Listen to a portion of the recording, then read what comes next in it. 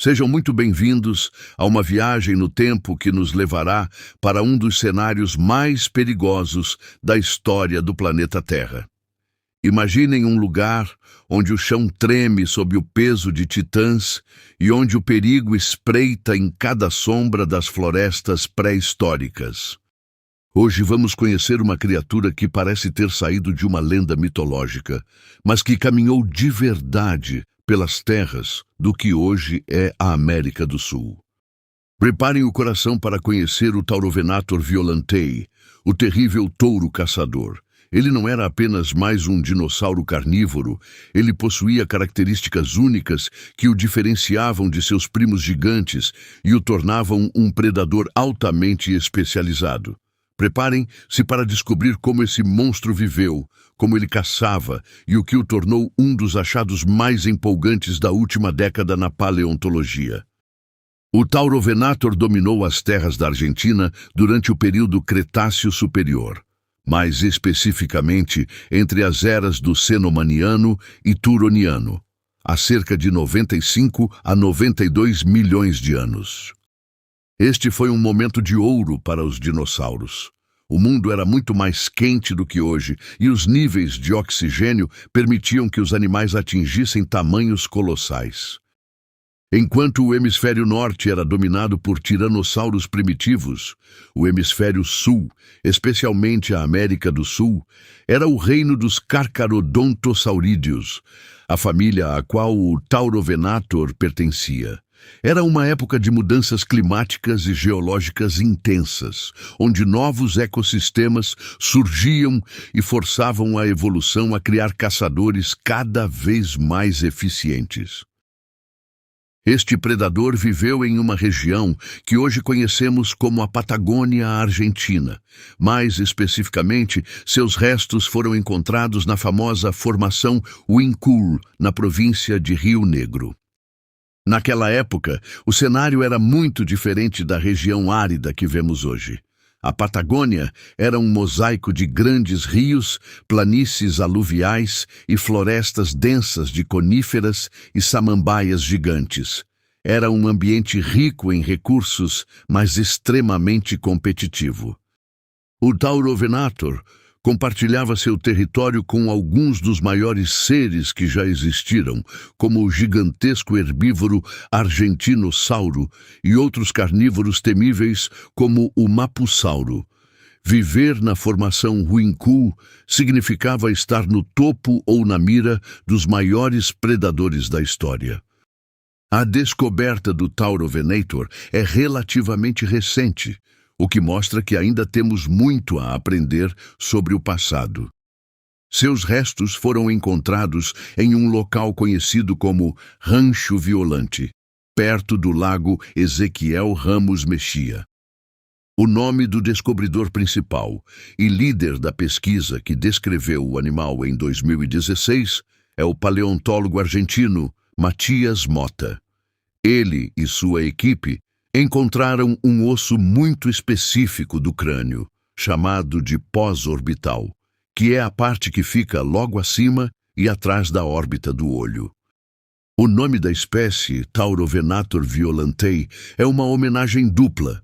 Taurovenator vem do latim e significa touro e caçador, devido às protuberâncias no crânio que lembram chifres.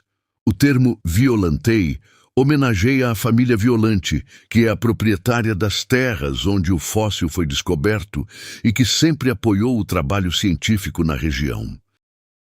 A fisionomia do Taurovenator é o que realmente chama a atenção dos entusiastas e cientistas. Embora não tenhamos o esqueleto completo, os fragmentos do crânio revelam segredos fascinantes sobre sua aparência. A característica mais marcante eram as saliências ósseas acima dos olhos.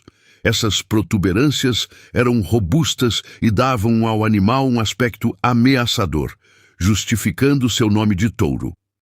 Estimativas sugerem que o Taurovenator era um predador de médio a grande porte, podendo atingir entre 8 e 9 metros de comprimento. Ele era menor que o seu vizinho giganotossauro, mas compensava com agilidade. Como outros membros de sua família, ele possuía um crânio longo e estreito, equipado com dentes serrilhados como facas de carne, feitos especificamente para rasgar tecidos e causar grandes sangramentos em suas presas. A estrutura do osso orbital sugere que ele tinha uma visão aguçada, essencial para um caçador que precisava localizar presas em ambientes de floresta ou planícies abertas. Na árvore da vida dos dinossauros, o Taurovenator ocupa um lugar de destaque entre os terópodes carnívoros. Ele pertence à ordem Saurisquia, dinossauros com quadril de lagarto, subordem Terópoda, predadores bípedes. Ele pertence à mesma família dos famosos Carcharodontossauros, da África, e Giganotossauro, da Argentina. Esses animais são conhecidos como os dinossauros com dentes de tubarão. Dentro dessa família, o Taurovenator é classificado em uma linhagem que sugere que ele era um parente próximo de carnívoros como o Mapussauro. Essa classificação ajuda os cientistas a entenderem como esses predadores se espalharam e se diversificaram pela América do Sul antes de serem substituídos por outros grupos. O Taurovenator não desapareceu por causa de um meteoro, mas sim devido a mudanças graduais no ecossistema. Por volta de 90 milhões de anos atrás, a América do Sul passou por transformações climáticas que alteraram o tipo de vegetação disponível. Com a mudança nas plantas, os grandes herbívoros que serviam de alimento para os carcharodontosaurídeos também começaram a mudar ou diminuir em número. Isso gerou uma reação em cadeia.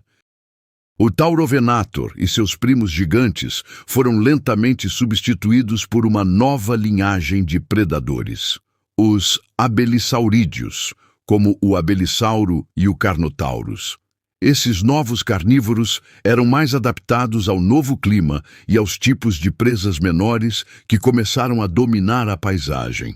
O rei touro perdeu sua coroa para a evolução. O Taurovenator violantei é uma prova de que a terra dos dinossauros ainda esconde muitos mistérios sob nossos pés. Ele nos mostra que a evolução não criou apenas gigantes genéricos, mas sim especialistas com armaduras faciais e habilidades únicas. Estudar este dinossauro é entender um capítulo vibrante da pré-história sul-americana, onde o perigo tinha chifres e a agilidade era a regra de ouro. Embora ele tenha vivido há milhões de anos, seu legado continua vivo em cada fóssil descoberto, ajudando-nos a montar o quebra-cabeça da vida na Terra. O caçador-touro pode ter sido silenciado pelo tempo, mas sua presença ainda ecoa nas rochas vermelhas da Argentina.